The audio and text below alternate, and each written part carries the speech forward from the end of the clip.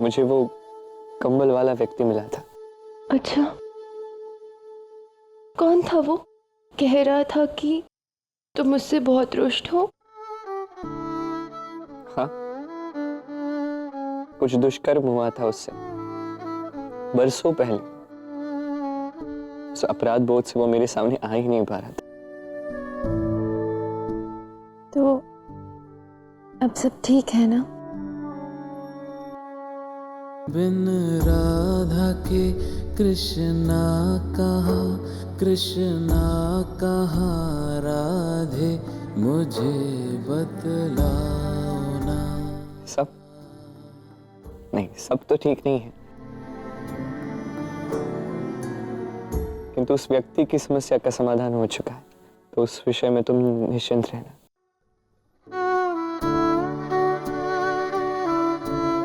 कोई और चिंता है तुम्हारे मन में?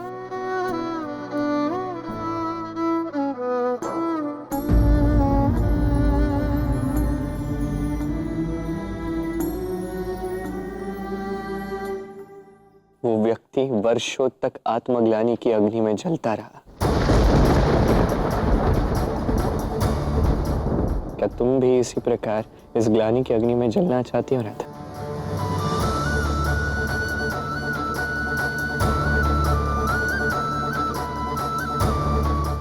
नहीं नहीं, ऐसा कुछ नहीं।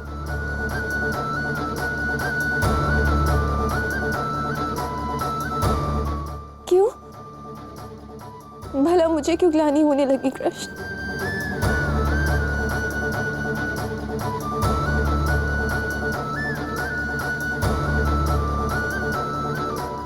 यदि अब भी ये बात मन में रखोगी तो एक अच्छी पुत्री ना होने की ग्लानि तुम में सदैव रहेगी राधा।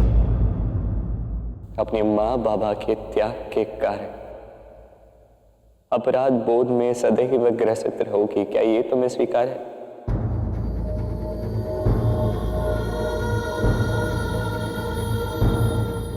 हाँ,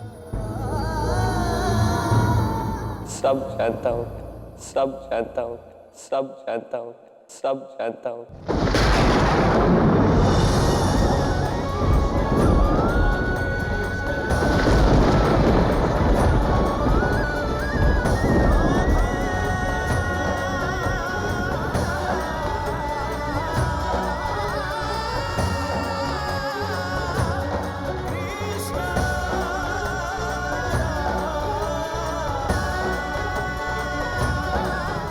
क्यों क्यों इतना भार तुम अकेले ढो रही हो राधा? कम से कम मुझे बता तो सकती थी ना।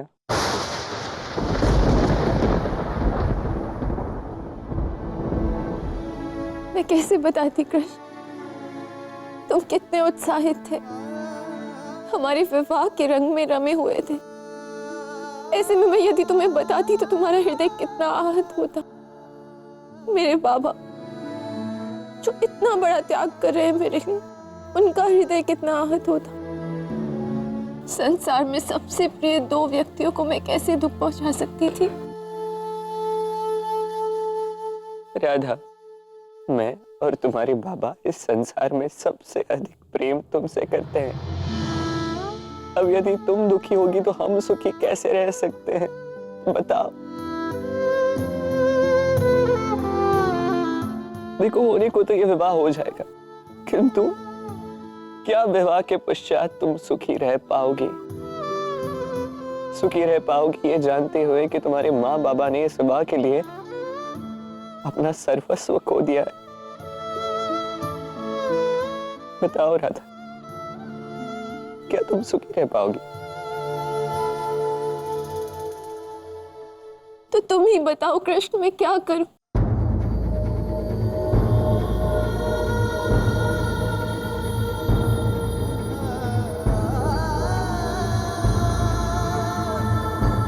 तुम्हें अपने धर्म का पालन करना होगा राधा। तुम अभी पत्नी नहीं बनी हो, इसलिए अब तुम्हें पुत्री धर्म निभाना होगा।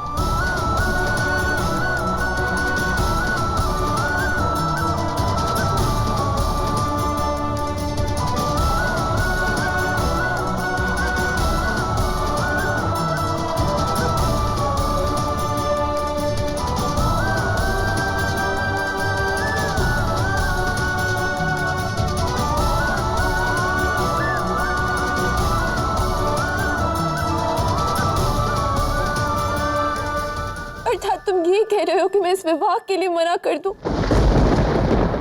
तुम नहीं चाहते कि हमारा विवाह हो? मैं क्या चाहता हूँ ये मुझसे मत पूछो राधा, मत पूछो मैं क्या चाहता हूँ। मुझसे ये पूछो कि इस क्षण क्या करना उचित होगा, और मेरे विचार से यही उचित होगा राधा कि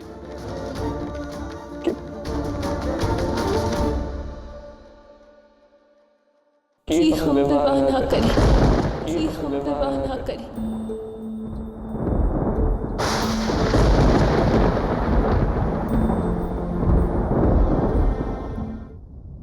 किंतु कृष्ण, बाबा ऐसा कभी नहीं होने देंगे। यदि हम कहेंगे कि हम विवाह नहीं करना चाहते तो वो समझ जाएंगे और वो हमारा विवाह करवा कर ही मानेंगे। जानता हूं, और इसलिए हम कुछ ऐसा करेंगे जिससे ये विवाह तो रुकेगा, किंतु वो हम नहीं रोकेंगे।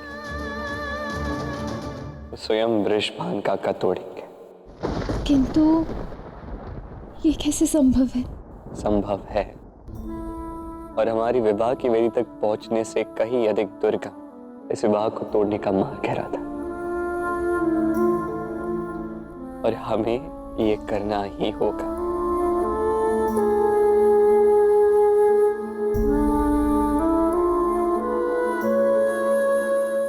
तो बताओ,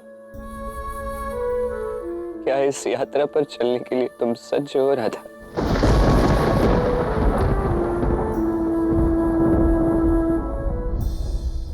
मेरी पुत्री धर्म को निभाने में जब मेरा कृष्ण मेरे संग है, तो मार्ग कितना भी दुर्गम क्यों ना हो, मैं अंत तक तुम्हारे संग चलूंगी कृष्ण।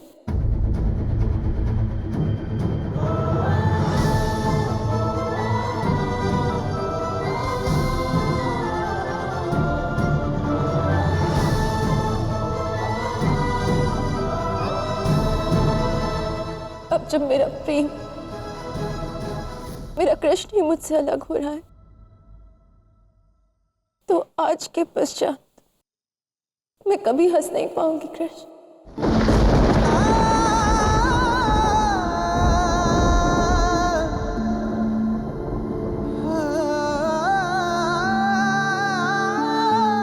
एक बात बताओ, जब तक कृष्ण जीवित है ना,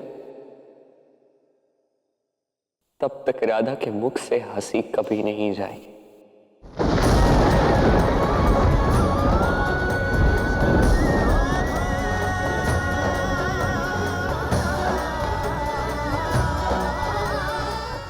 आओ राधा, इस विधि के विधान को पूरा करते हैं। हमारे इस विवाह को हम दोनों मिलकर रोक देते हैं।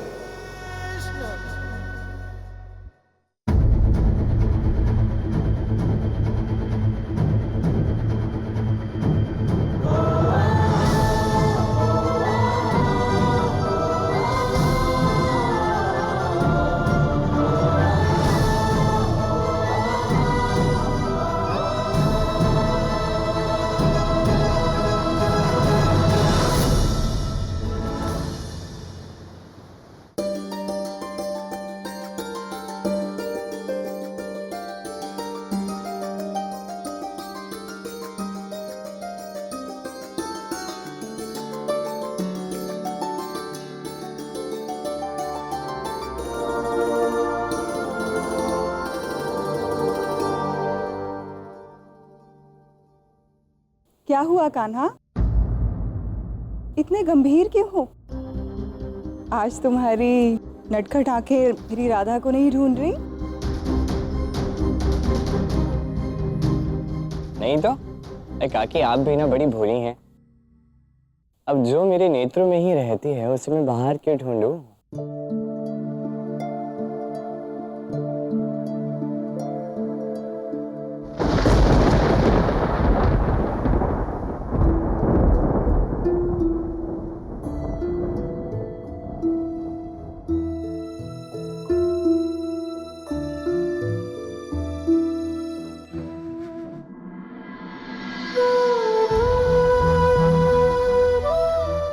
आप लोग सब समय से पहले ही आ गए? वो क्यों नहीं आ रहे? हमारी तरह ही इन्हें भी तो विवाह की शीघ्रता है।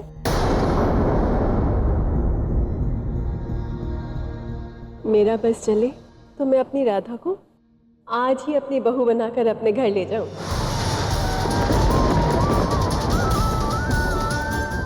हाँ मित्र, अब तो हमें ऐसा है कि शीघ्र ही राधा बिटिया को हम अपने साथ अपने घर ले चलें।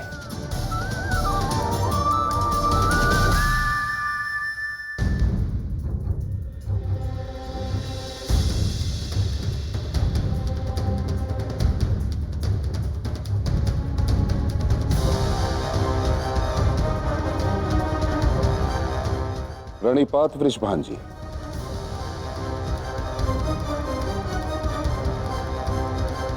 आज के 3 दिन पश्चात सायंकाल के मुहूर्त में विवाह और कन्यादान होगा।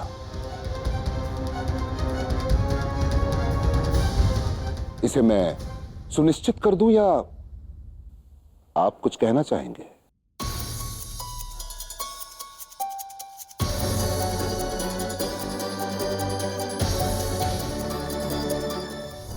नहीं गुरुपत जी, मुझे कुछ नहीं कहना।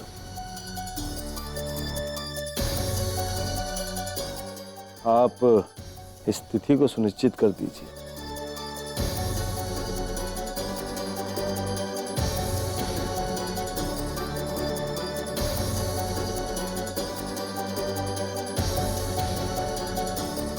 तो ठीक है वृषभान जी, विवाह की तिथि सुनिश्चित हो चुकी है।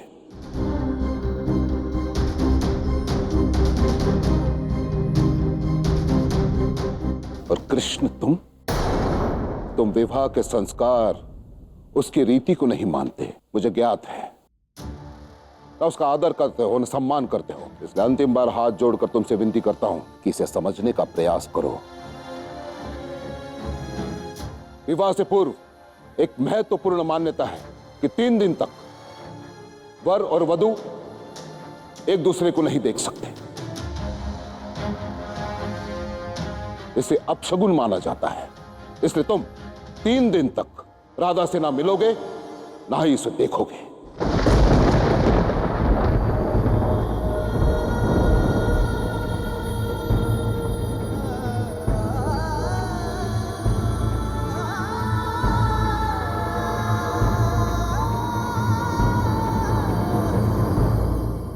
इस विवाह को तोड़ने का कार्य यहीं से आरंभ होता है। राधे, सज्ज हो जाओ।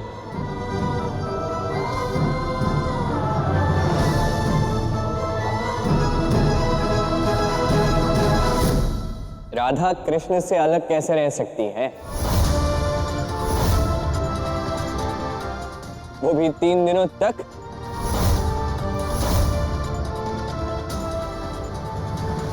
देख लिया वृषभान जी, अपने होने वाले दामाद का व्यवहार। हमारे पौराणिक मान्यताओं के प्रति इसकी सोच को सुन रहे हैं आप? हमारे वर्षों पुरानी संस्कृति के प्रत्येक बात को चुनौती देता आया है ये कृष्ण। उससे जुड़ी आस्था, उसके विश्वास को धूमिल करने में सज्ज है ये कृष्ण। देख लिया आपने? कृष्ण, वो गुरुपत जी जो कह रहे हो वही होगा। नहीं वृषभान काका, ये तो असंभव है, ये होगा ही।